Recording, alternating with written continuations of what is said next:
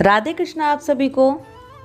राजा अम्बरीश को गंगा सप्तमी की महिमा बताने के बाद नारद जी पुनः महामुनि शंख और व्याध की कथा को शुरू करते हैं।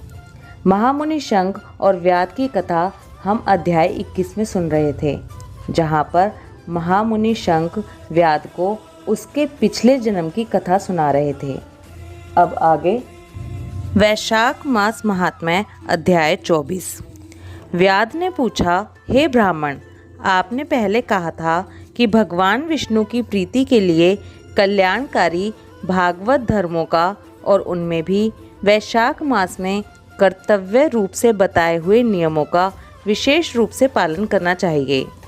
ये भगवान विष्णु कैसे हैं, उनका क्या लक्षण है, उनकी सत्ता में क्या प्रमाण हैं तथा वे सर्वव्यापी भगवान किनके द्वारा जानने योग्य हैं। वैष्णव धर्म कैसे हैं और किससे भगवान श्रीहरि प्रसन्न होते हैं। हे महामते, मैं आपका किंकर हूँ, मुझे ये सब बातें बताइए।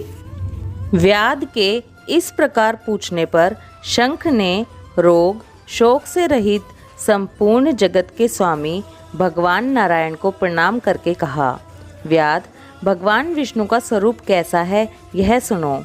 भगवान समस्त शक्तियों के आश्रय, संपूर्ण गुणों की निधि तथा सबके ईश्वर बताए गए हैं। वे निर्गुण, निष्कल तथा अनंत हैं। सत्य, चित्त और आनंद यही उनका स्वरूप है।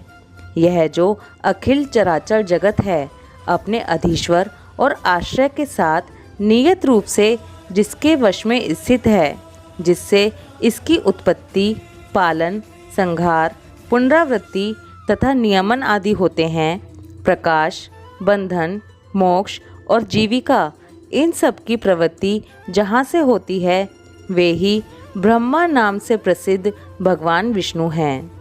वे ही विद्वानों के सामान्य सर्वव्यापी परमेश्वर हैं। ज्ञानी पुरुषों ने उन्हीं को साक्षात परब्रह्म कहा है। वेद, शास्त्र, स्मृति, पुराण, इतिहास, 5 रात्र और महाभारत सब विष्णु स्वरूप हैं, विष्णु के ही प्रतिपादक हैं। इन्हीं के द्वारा महाविष्णु जानने योग्य हैं।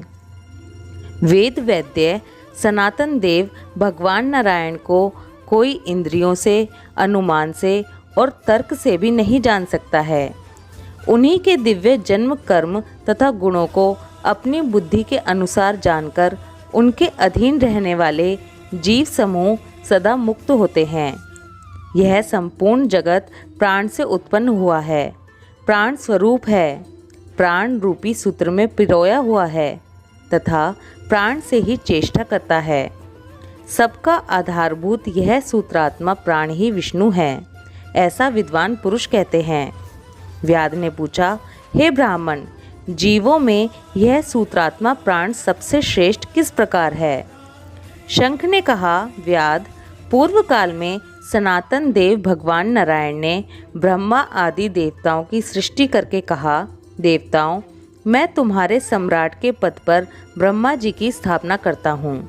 यही तुम सबके स्वामी हैं।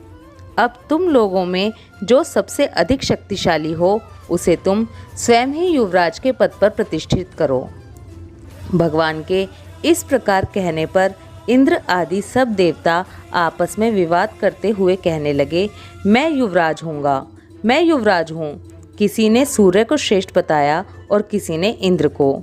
किन्हीं की दृष्टि में कामदेव ही सबसे श्रेष्ठ थे। कुछ लोग मौन ही खड़े रहे। आपस में कोई निर्णय होता ना देखकर वे भगवान नारायण के पास पूछने के लिए गए और प्रणाम करके हाथ जोड़कर बोले, हे महाविष्णु, हम सब ने अच्छी तरह विचार कर लिया, किंतु हम सब में श्रेष्ठ कौन है, यह हम अभी तक किसी प्रकार निश्चय नहीं कर सके। अब आप ही निर्णय कीजिए। तब भगवान विष्णु ने हंसते हुए कहा, इस विराट ब्राह्मण रूपी शरीर से जिसके निकल जाने पर यह गिर जाएगा और जिसके प्रवेश करने पर पुनः उठकर खड़ा हो जाएगा, वही देवता सबसे श्रेष्ठ है। भगवान के ऐसा कहने पर सब देवताओं ने कहा, अच्छा ऐसा ही है। तब सबसे पहले देवेश्वर जयंत विराट शरीर के पैर से बाहर निकला। उसके निकलने से उस शरीर को लोग पंगु कहने लगे, परंतु शरीर गिर न सका। यद्यपि वह चल नहीं पाता था तो भी सुनता, पीता, बोलता, सूंघता और देखता हुआ पूर्ववत स्थिर रहा। इसके बाद गुह्य देश से दक्ष प्रजापति निकलकर अलग हो गए। तब लोगों ने उसे नपुंसक कहा, किंतु उस समय भी वह शरीर गिर न सका।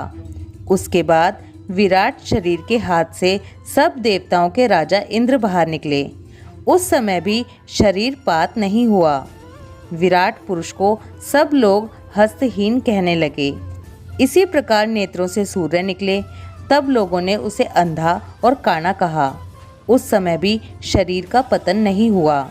तदंतर नासिका से अश्विनी कुमार निकले, किंतु शरीर नहीं गिर सका। केवल इतना ही कहा जाने लगा कि यह सूंघ नहीं सकता। कान से अधिष्ठातु देवियां दिशाएं निकलीं। उस समय लोग उसे बधिर कहने लगे, परंतु उसकी मृत्यु नहीं हुई। तत्पश्चात जिह्वा से वरुण देव निकले। तब लोगों ने यही कहा कि यह पुरुष रस का अनुभव नहीं कर सकता, किंतु देहपात नहीं हुआ। तदंतर वाक इंद्रिय से उसके स्वामी अग्निदेव निकले। उस समय उसे गूंगा कहा गया, किंतु शरीर नहीं गिरा। फिर अंतःकरण से बोध स्वरूप रुद्र देवता अलग हो गए। उस दशा में लोगों ने उसे जड़ कहा, किंतु शरीर पात नहीं हुआ। सबके अंत में उस शरीर से प्राण निकला। तब लोगों ने उसे मरा हुआ बतलाया। इससे देवताओं के मन में बड़ा विस्मय हुआ। वे बोले, हम लोगों में से जो भी इस शरीर में प्रवेश करके इसे पूर्ववत उठा देगा, जीवित कर देगा, वही युवराज होगा। ऐसी प्रतिज्ञा करके सब क्रमशः उस शरीर में प्रवेश करने लगे। जयंत ने पैरों में प्रवेश किया, किंतु वह शरीर नहीं उठा। प्रजापति दक्ष ने गुह्य इंद्रियों में प्रवेश किया, फिर भी शरीर नहीं उठा। इंद्र ने हाथ में, सूर्य ने नेत्रों में, दिशाओं ने कान में, वरुण देव ने जिह्वा में, अश्विनी कुमार ने नासिका में, अग्नि ने वाक इंद्रिय में तथा रुद्र ने अंतःकरण में प्रवेश किया, किंतु वह शरीर नहीं उठा। सबके अंत में प्राण ने प्रवेश किया। तब वह शरीर उठकर खड़ा हो गया। तब देवताओं ने प्राण को ही सब देवताओं में श्रेष्ठ निश्चित किया। बल, ज्ञान, धैर्य, वैराग्य और जीवन शक्ति में प्राण को ही सर्वाधिक मानकर देवताओं ने उसी को युवराज पद पर अभिषिक्त किया। इस उत्कृष्ट स्थिति के कारण प्राण को उक्त कहा गया है। अतः समस्त चराचर जगत प्राणात्मक है। जगदीश्वर प्राण अपने पूर्ण एवं बलशाली अंशों द्वारा सर्वत्र परिपूर्ण है। प्राणहीन जगत का अस्तित्व नहीं है। प्राणहीन कोई भी वस्तु वृद्धि को नहीं प्राप्त होती। इस जगत में किसी भी प्राणहीन वस्तु की स्थिति नहीं है। इस कारण प्राण सब जीवों में श्रेष्ठ, सबका अंतरात्मा और सर्वाधिक बलशाली सिद्ध हुआ। इसलिए प्राण उपासक प्राण को ही सर्वश्रेष्ठ कहते हैं। प्राण सर्वदेवात्मक है। सब देवता प्राणमय हैं। वह भगवान वासुदेव का अनुगामी तथा सदा उन्हीं में स्थित है। मनीषी पुरुष प्राण को ही महाविष्णु का बल बतलाते हैं। महाविष्णु के महात्म्य और लक्षण को इस प्रकार जानकर मनुष्य पूर्व बंधन का अनुसरण करने वाले अज्ञानमय लिंग को उसी प्रकार त्याग देता है जैसे सर्प पुरानी केचुल को। लिंग देह का त्याग करके वह परम अनामय भगवान नारायण को प्राप्त होता है। शंख मुनि की कही हुई यह बात सुनकर व्याध ने पुनः पूछा, हे ब्राह्मण, यह प्राण जब इतना महान, प्रभावशाली और इस संपूर्ण जगत का गुरु एवं ईश्वर है, तब लोक में इसकी महिमा क्यों नहीं प्रसिद्ध हुई? शंख ने कहा, पहले की बात है, प्राण अश्वमेध यज्ञ द्वारा अनामय भगवान नारायण का यजन करने के लिए गंगा के तट पर प्रसन्नता पूर्वक गया। अनेक मुनिगणों के साथ उसने फलों के द्वारा पृथ्वी का शोधन किया। उस समय वहाँ समाधि में स्थित हुए महात्मा कण्व बाम्बी की मिट्टी में छिपे हुए बैठे थे। हल जोतने पर बाम्बी गिर जाने से वे बाहर निकल आए और क्रोधपूर्वक देखकर सामने खड़े हुए महाप्रभु प्राण को श्राप देते हुए बोले, देवेश्वर, आज से लेकर आपकी महिमा तीनों लोकों में, विशेषतः भूलोक में प्रसिद्ध नहीं होगी। हाँ, आपके अवतार तीनों लोकों में विख्यात होंगे। व्याध, तभी से संसार में महाप्रभु प्राण की महिमा प्रसिद्ध नहीं हुई। भूलोक में तो इसकी ख्याति विशेष रूप से नहीं है। वैशाख मास महात्म्य अध्याय 24 समाप्त। ओम माधवाय नमः। राधे कृष्णा।